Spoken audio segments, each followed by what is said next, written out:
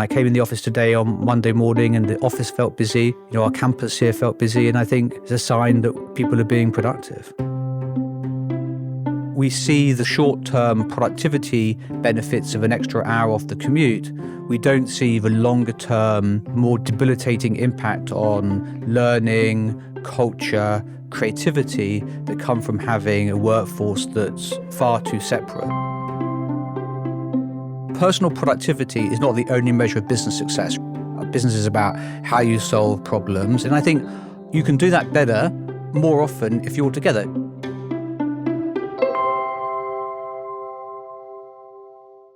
That's Mark Read, the CEO of WPP, the world's largest advertising company with thousands of workers across agencies from Ogilvy to AKQA to Wunderman Thompson. I'm Bob Safian, former editor of Fast Company, founder of the Flux Group, and host of Masters of Scale Rapid Response.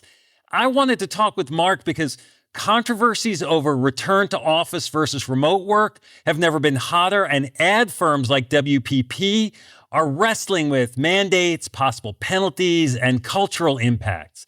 The future of work is also being buffeted by the rapid adoption of generative AI, and here too, ad agencies are in the spotlight. Mark is particularly outspoken about the disruption he expects from AI, but he also shares specific examples of how the technology is improving output now. Mark's leadership perch across a global enterprise with global clients gives him a unique perspective on what brands and businesses most need to worry about, the risks they face, and the opportunities they need to embrace. Let's get to it.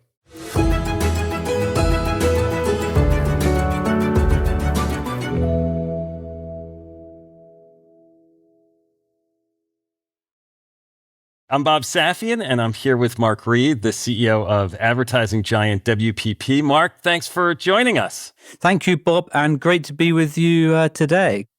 I wanted to start with some recent news reports about some ad firms instituting in-office work mandates for their staff, with promotion and compensation risks for those who don't comply. When you and I talked previously, you said, I'd like to get more people back in the office, but there are different thoughts within our leadership. Yeah. Why do you want people in the office more? And has there been any consensus among your team? Yeah, look, I think the consensus is generally that when people are in the office, they're more collaborative. Ours is a creative process and collaboration is key to it. I think people are more productive. People get inspired from each other. I think the difference is not that we'd all like people back. It's like, is a mandate the right way to go? To some extent, I think we have to inspire people to come back to the office. People have to want to come back. Pre-COVID, the assumption was you came to the office and you had an exception to work from home. Sometimes I feel now like you work from home and the exception is coming in the office. That's kind of what we need to shift. And mandates may form part of it, but I'm sort of more of a believer in carrots than sticks. I mean, there's some people who feel like, I don't have to waste that time commuting back and forth to the office, or, it opens up new talent pools. There's some folks who are more hospitable, maybe working from home sometimes than in the office. Yeah, look, I'm sure some of that is true. But my argument back to those people is like, personal productivity is not the only measure of business success, right? How many emails you answer in a day or how many Zoom calls you do is not really what business is about. Business is about how you solve client problems and how you help clients succeed. And I think you can do that better more often if you're together. Sure, there are times where you can save the commute, but I was in Mumbai last week. We had a board meeting there, and it was really interesting talking to a young woman who works for us there. She commutes in an hour and a half each way every day. Now she comes in 4 days a week. She used to come in 5 days a week.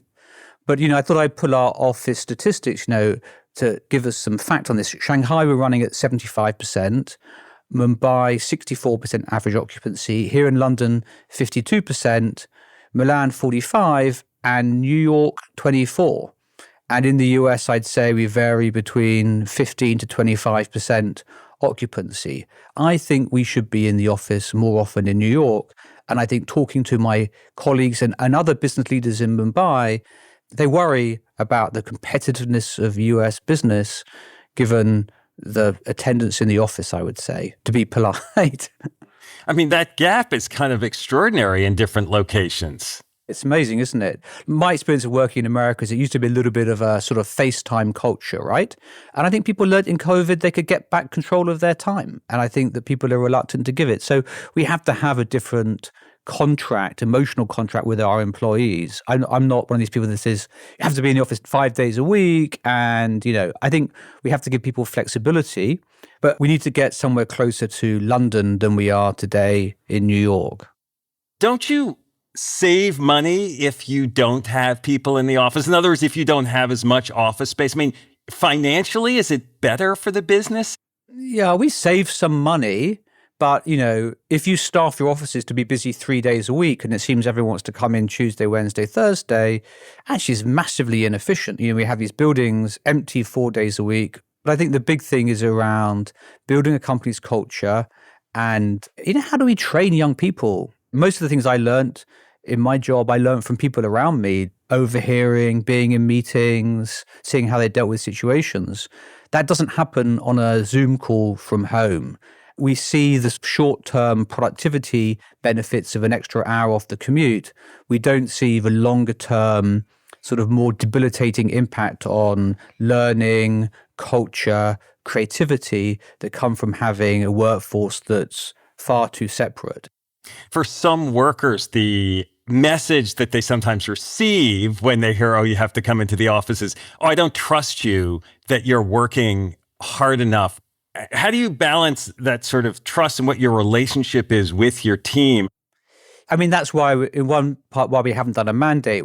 All I would say is we have one board member closely associated with the supermarket, and I know they've moved their cashiers from Saturday to Thursday and Friday because the shopping week is evened out a little bit. And you see anecdotes about the cheap midweek golf course being busy. I don't want to be too cynical. Look, I think we have to trust our people.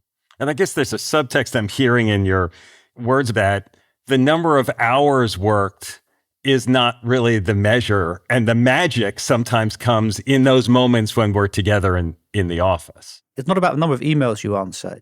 Not everything you measure is important. In fact, many of the things that are most important are unmeasurable.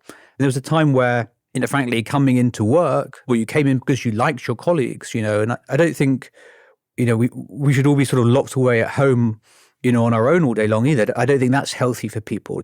I think coming into an office and being around other people is in general good for people's mental health. I came in the office today on Monday morning and the office felt busy. Our campus here felt busy. And I think it's a sign that people are being productive. So I want to ask you about AI. WPP acquired AI firm Satalia in 2021. You announced a partnership with NVIDIA earlier this year. You told me AI is going to fully disrupt our business over the next 5 years. Yeah. It sounds a little ominous. Can you explain that? Well, look, I think that, for the first time, we can see that computers can do what we thought only people could do, right? Take photos, write copy, create press releases, not a perfect job of it, but certainly enough for the first draft to help our brainstorming, to inform a creative team. And then if you think further out in the future, you can see the potential for computers to totally automate the process. You're sitting in a client office and you want to launch a new ad for Dove, reaching this audience over this period of time at this budget, press a button and it goes out. Now, I think it's some time before we get to that place, but I think many of the tasks we have, AI can play a fundamental part. Sometimes in replacing the human quotient, sometimes really in empowering people. I mean, AI is amazingly empowering to our organization, but it will be also disruptive. Are you using these tools with clients today? A great example is this work we did in India for Cadbury's, a Mondelez brand, where we took Shah Rukh Khan, probably Bollywood's most famous actor. It enabled hundreds of thousands of small Indian businesses to use him in their commercials so that they could then send through WhatsApp. And Gen AI enabled us to, manipulate his image and his voice, with his permission, by the way, to create these ads. Or we've done an ad for Virgin Cruises with Jennifer Lopez, hence the Gen AI, that allow people to create their own personalized invitation to come on a Virgin voyage. We've built a creative platform called Imagine. We get quite long briefs from clients. They take a 30-page brief and it will summarize the 5 key points of the brief. Now, probably need to read the brief against the 5 key points, but it saves some time. We might use Gen AI to say, come up with a new campaign idea for a new, bigger Kit Kat. Actually, I tried this, and it's quite interesting because one idea was have a bigger break with the new Kit Kat. Actually, the AI had picked up that the core intrinsic value of a Kit Kat was this notion of have a break and combine that with bigger. Now, is that the best slogan? I don't know, but I think that it's a starting point from which creative people can take ideas, and it shows the potential that this technology is heading. You sound personally curious and intrigued about Gen AI, like you're playing with it yourself. How do you get comfortable with it? And you know, a lot of CEOs are sort of struggling with the right way for them to understand and use AI. And I'm curious if you have advice for any of our listeners about how you do that. Well, I think like anything in life, you're only going to know about it if you try it and use it yourself. In 2008, 2009, we did a board meeting in Palo Alto, and we got sort of young people to come in and get the board signed up to Facebook and upload a video to YouTube for the first time. And I think it's a bit like that where we are with AI. You know, people have to get onto Midjourney. We have a way of working with clients where in an hour, we ask clients to develop a new product and come up with a campaign for its launch. And they can really see what AI can do. And by the way, you're creating a brand for a client in an hour that sometimes those clients would have taken 6 months or even a year to do, right? So the increase in cycle time is quite substantial.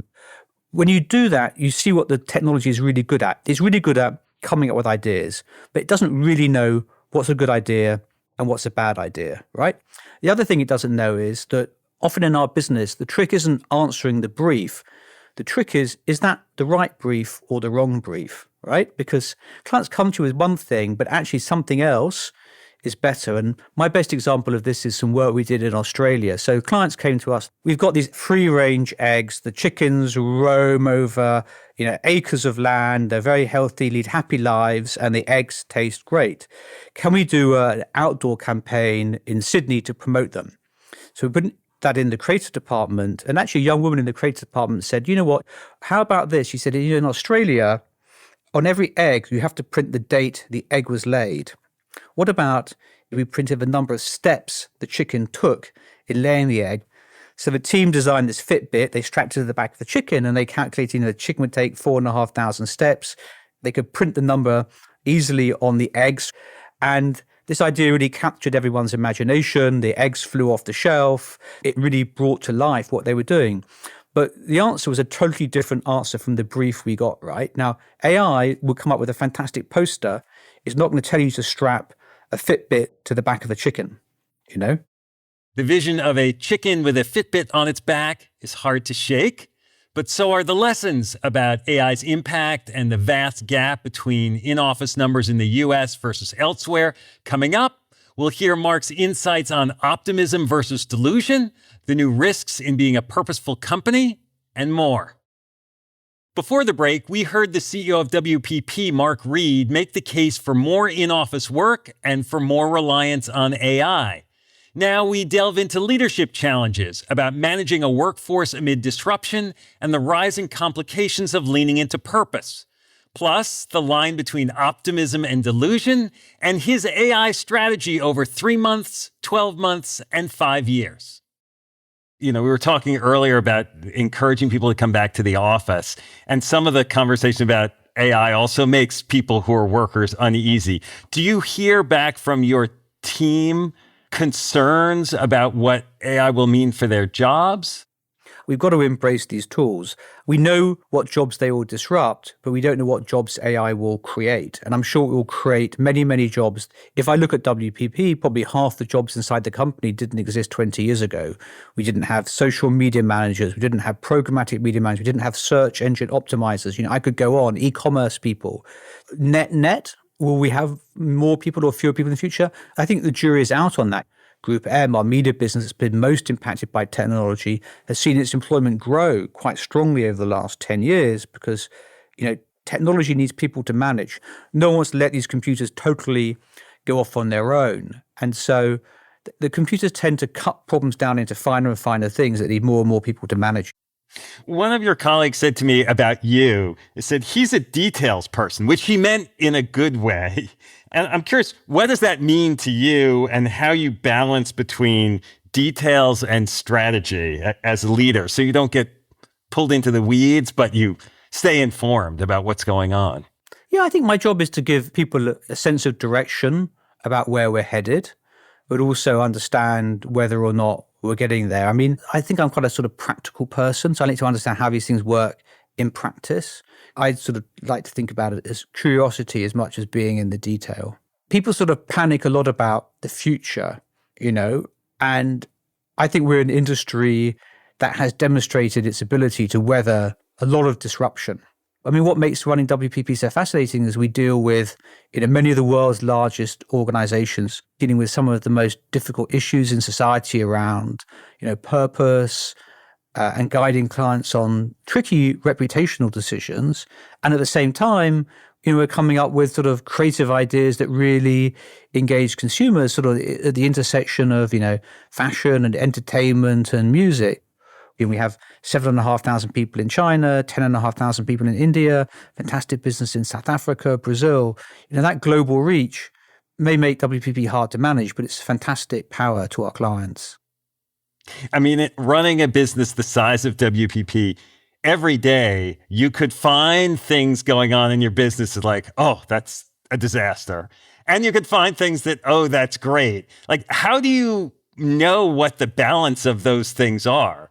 Bad news tends to rise up any organization more than good news. Look, I think you just have to look at the overall numbers. Are you winning more new business than you're losing? How are your relationships with clients? Are there more pieces of work that you're proud of, showing in to colleagues or friends or sometimes my kids? So there's softer, less tangible metrics. You're right. We won't win every new business pitch much as I would like to. And we are a cyclical business as well. When times are tougher economically or businesses cut back, we're inevitably impacted by that. And we're also an optimistic industry. Optimism is one of our 3 core values as a company, but we have to make sure that optimistic is not delusional, right? I guess that's probably my task, right?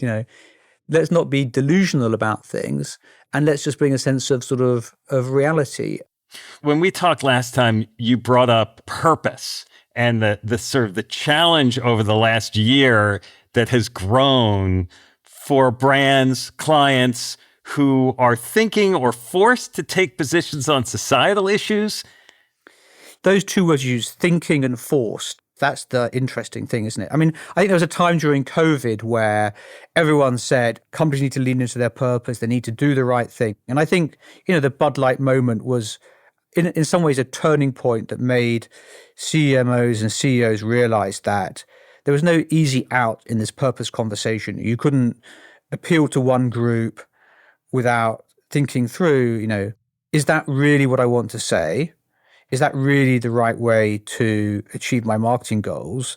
If I get called out on it, am I prepared to stand up for what I believe in? And I think all of those are questions that companies need to ask. We're asked, as you can imagine, to weigh in on many of the topics facing society every day. And we try to only do so when it's directly relevant to our business or to our people. Where people have come into trouble is where they've sort of, I don't want to say lazily, where they've done things they thought for the right reason. And then when they got challenged, they've sort of had to reevaluate it. There's no way out of that reevaluation without annoying at least half the population. And that is a challenge to people today. There's some news reports recently in the wake of Climate Week that WPP has more fossil fuel clients than any other ad company. And there might have been a time where, well, that was something to be proud of. And now there's some corners that are saying, oh, that's something to be criticized about. Yeah, well, but the other thing is there'll be other people that would criticize us for not taking those clients, right? So that's where it's got even more challenged, right? So look, my view has always been that climate change is real, that we need to move to a low carbon economy, and that, energy companies, as I prefer to call them, going to have to play a role in doing that. Not everybody inside the company agrees with that, and not everyone out there agrees with that, which is fine. I also think, though, that if we were to resign those clients, we might be criticized for a violation of free speech and not enabling them to talk. So I think that's why I think the world has got more difficult today. You can be criticized for both sides on any decision you make. You told me that it can't just be the CEO's personal position on these social issues. Isn't it in some ways, though, inevitably defined by the CEO's choices and strategy? Ultimately, I guess it does become my decision, but us working for a particular brand or cause doesn't necessarily mean I agree with every element of it. I do think that the free speech angle of this sort of cancel culture debate has got more merit than some people give it. We can't be in a society where if you don't like what someone says, you try and withdraw their right to say it. And I have become maybe a little bit more sympathetic to that point of view over the last year as well. So it's a challenge. You guys are in the persuasion business, obviously. Do you feel like part of your role as a business is to help persuade your clients to, operate more morally, socially acceptably? We are responsible for 1 in 4, 1 in 5 of the world's commercial messages, either creatively or through our media business. And I think with that comes some responsibility to try and shape that. About 4 years ago, we decided to try and eliminate single-use plastic across our business. And, we've had pretty good success in doing that. But I think one of the benefits of doing that were the conversations that started with clients about their own efforts to reduce single-use plastic in their business. But one person's persuasion is another person's imposition, if you like. And ultimately, I think we have to reflect the ability for people and companies to have freedom of speech and to advocate their positions and to respect people's intelligence, that they'll decide what is right and wrong and what they believe and what they don't believe.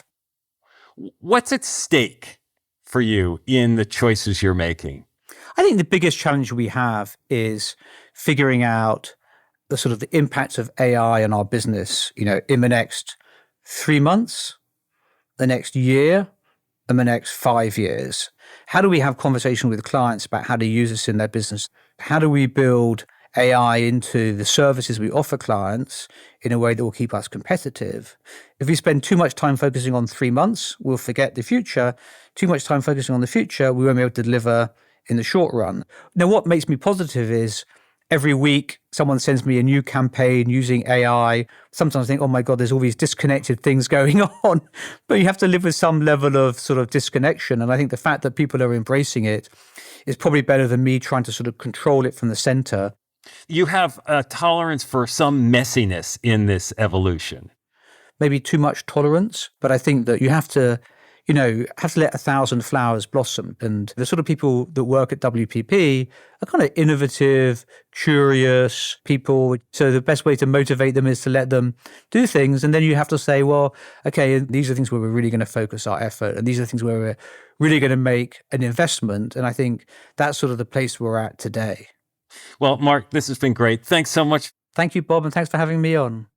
Mark's experience at WPP is like a window into the broad sweep of the global economy. What I take away is that leadership requires an openness to change, and that means an openness to uncertainty and risk.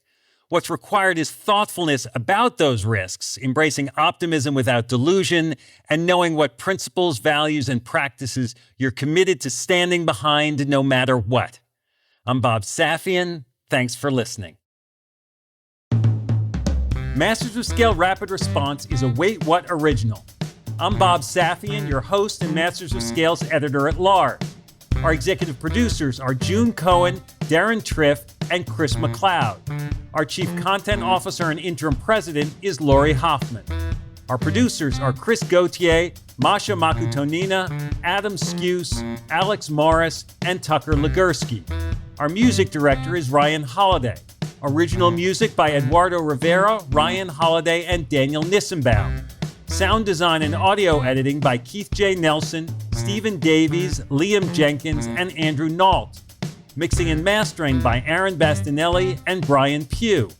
Special thanks to Aria Finger, Saida Sapieva, Jodine Dorsey, Alfonso Bravo, Colin Howard, Tim Cronin, Kelsey Saison, Sammy Aputa, Sarah Tartar, Brandon Klein, Brad Worrell, Luisa Velez, Justin Winslow, Nikki Williams, Chineme Ozaquena, Marielle Carricker, and Katie Blasing. Visit mastersofscale.com/rapid response to find the transcript for this episode and to subscribe to our email newsletter. Become a member of Masters of Scale to get access to a year's worth of courses and content on the Masters of Scale Courses app. Find out more at mastersofscale.com/membership.